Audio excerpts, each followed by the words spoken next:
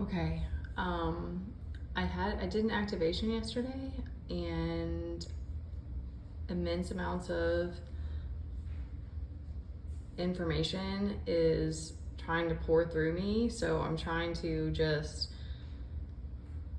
bookmark as it comes, and I may just try to meditate. I'm got to get him to the next place in a minute, so I'm just speaking it, and I'm hoping it comes out with clarity.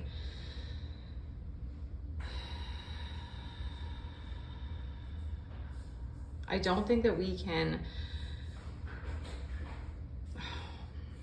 come on words, we can do this.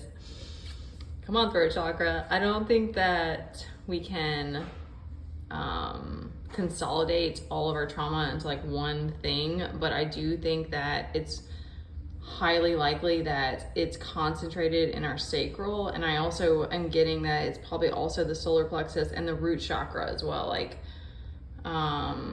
deja vu, that's weird. Okay.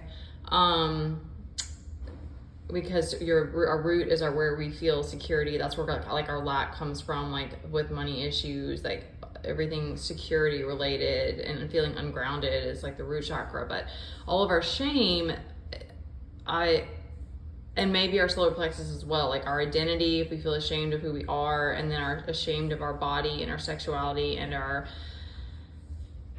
being, essentially comes through the sacral. So there's the medicine of self-love, the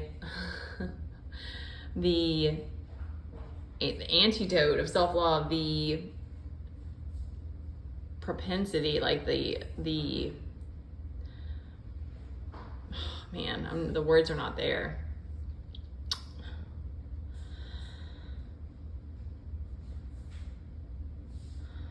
There's nothing outside of us that's gonna distract us. Like, it will distract us, and there will always be these distractions, and our ego loves distractions. And honestly, I think that other parts of us do too. I think that maybe a lot of us signed up for like the trials and the challenge of this as well. Because like you can't have one without the other, essentially. But it's like, there's no gift that's greater than the gift of loving yourself through it all, loving the deepest, darkest parts of yourself, loving the parts that everyone told you were wrong or shameful or incorrect or rude or any of that, like all of it. When you love all of it as it comes up and you embrace it and you accept it, you become not invincible, but like you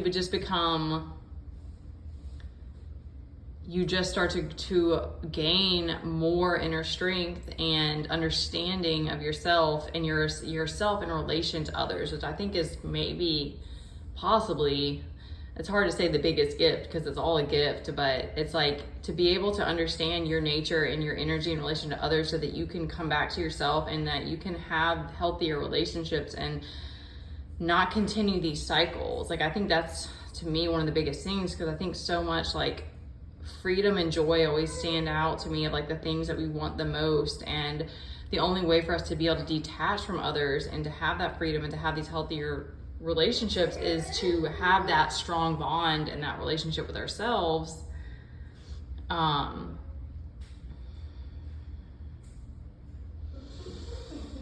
Okay, I wanted to give an example. So like I was watching this girl who I love. Started following her at some point on YouTube, and she's adorable, and she just shows all these bubbly, fun, happy videos, and like she's making recipes and she's doing all these workouts in her body. She's super fit, and all of her clothes are beautiful, and like, and I'm trying not to paint a picture of, I'm trying not to be biased, but my perception of it is that it's almost that perfectionism again of like, if you follow me and you do this lifestyle, you'll be happy type thing. Like, that's just my perception of viewing it.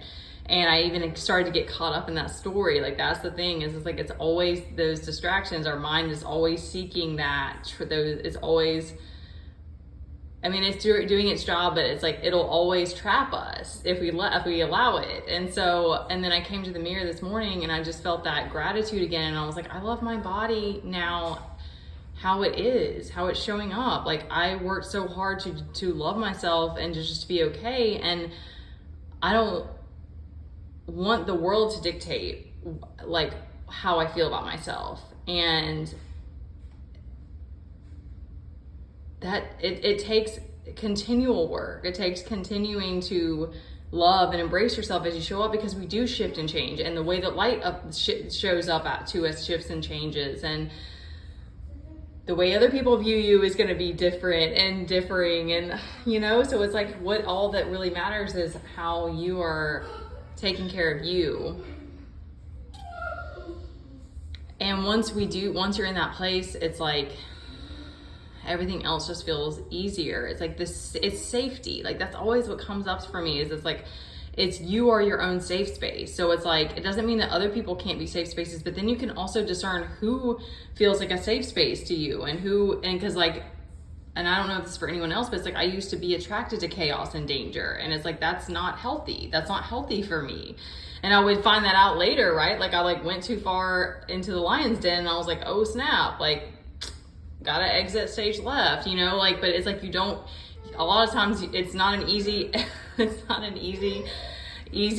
removal or whatever, like, it's, and so that's why to me, I don't know, relationships I'm just so passionate about, because it's something I've struggled with so much with myself and with others. And I don't care what's happened. Like, I still love you. I still appreciate you as a person, as a soul. And, I had to face like intense rage, and that I even took out on my child because I couldn't hold it inside me anymore. So I have faced very, very, very dark parts of me. And I think that that's really given me that deep love and appreciation of humanity, and how much we take on and go through, sometimes unconsciously. And God forgives it all. Like, he sees everything. Like, we're not, as much as it's like nice to feel like we have control over everything, we don't. And that's up to your beliefs, but, I'm gonna stop before I get ahead. So much is coming through. There's no other force. Obviously not obviously, but I do feel and believe that there's no other force that's stronger than love, but that even more powerful than that is there's no other force stronger than love for yourself, because we just cannot, we have to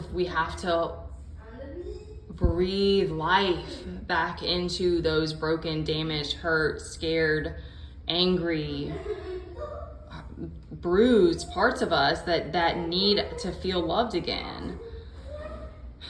All right, I'll stop there.